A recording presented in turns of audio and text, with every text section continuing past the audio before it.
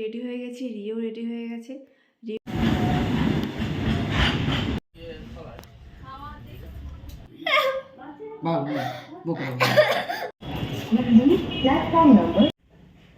তো কি কি নিয়ে এসেছি শ্বশুর বাড়ি থেকে একবার শেয়ার করে।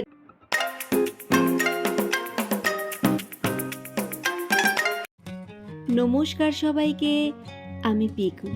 আমার আরও একটা নতুন ব্লগে আপনাদের সবাইকে স্বাগত জানাই। আজ আমরা অনেক সকাল সকাল উঠেছি, একটাই কারণ, আজ আমরা কলকাতায় ফিরব। হ্যাঁ, আমাদের বাড়িতে ফিরব।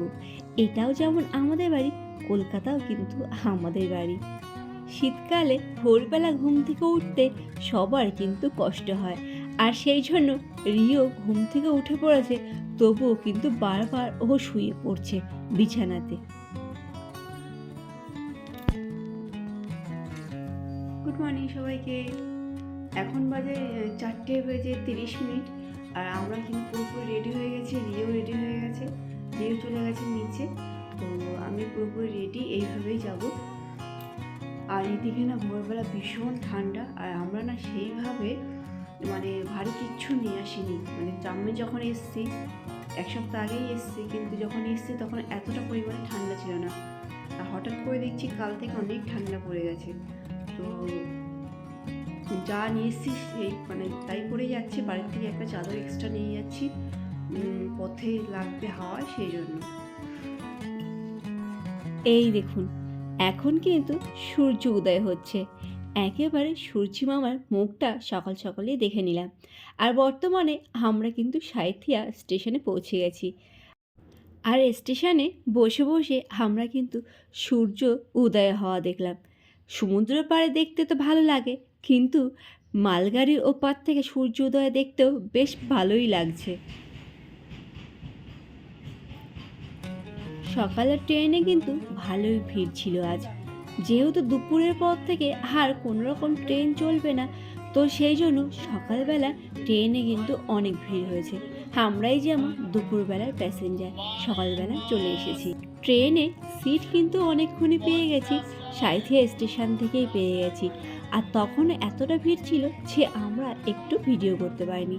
তারপর যখন বর্ধমান জাংশনে আসলাম, তারপরে একটু করে ভিডিও করে নিলাম। এতটা লং জার্নি করতে রিওর তো ভালো লাগছিলই না, সাথে আমারও কিন্তু একেবারেই ভালো লাগছিল না। আর আমরা এখন হাওড়া স্টেশনে পৌঁছে গেছি। হাওড়াতে এসে একটা জিনিস আরও বাজে লাগে, এই ট্যাক্সির লম্বা লাইনটা দেখে। কারণ এখান থেকে ট্যাক্সি পেতে পেতে প্রায় 1 ঘন্টাই লেগে যায়। তো কী কী নিয়ে এসেছি শ্বশুরবাড়ি থেকে একবার শেয়ার করে দিই।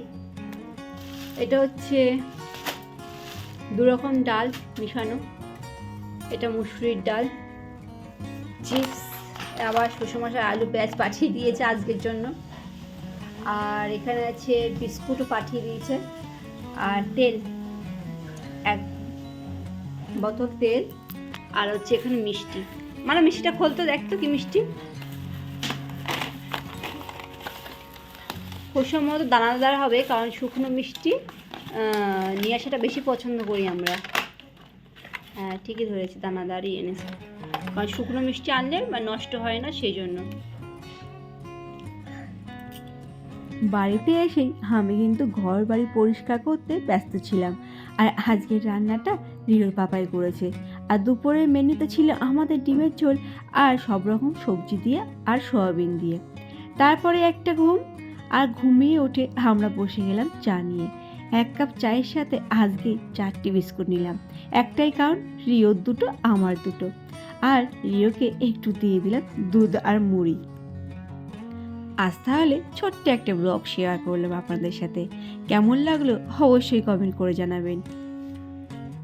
ভালো লাগলে একটা লাইক দিতে ভুলবেন না।